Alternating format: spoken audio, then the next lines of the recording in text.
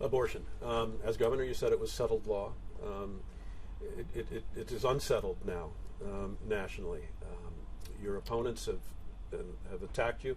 You're only going to end up with one opponent, but right now you've got two opponents, and they've attacked your positions on this. So and you have said you haven't yet decided where you would vote. No, that's not quite true. So my position's been completely clear for the last 30 or 40 years and has never changed.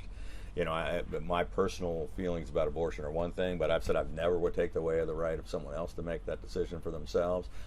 In 2014, when I ran for governor, they ran $12 million worth of commercials attacking me as extreme, and I said it was absolutely false, that I was going to not change anything, that I was going to make sure that the women in Maryland were able to make that decision for themselves, and I delivered on that promise. When I ran in 18, they said it again. It wasn't true, and people know it's not true. When I decided to run, both of the two potential Democratic opponents, who probably should focus on each other rather than me, both of them came out and lied and said that I would be the deciding vote for a national abortion ban. And I said I would not ever vote for a national abortion ban. It's just false.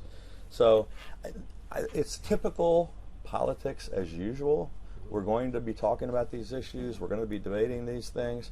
But it's kind of cookie cutter DNC Democratic talking points that may work in some places with some candidates. It doesn't work for me because I have a long, clear record, and what they're saying is simply false. Would you vote for legislation that would guarantee the right to an abortion?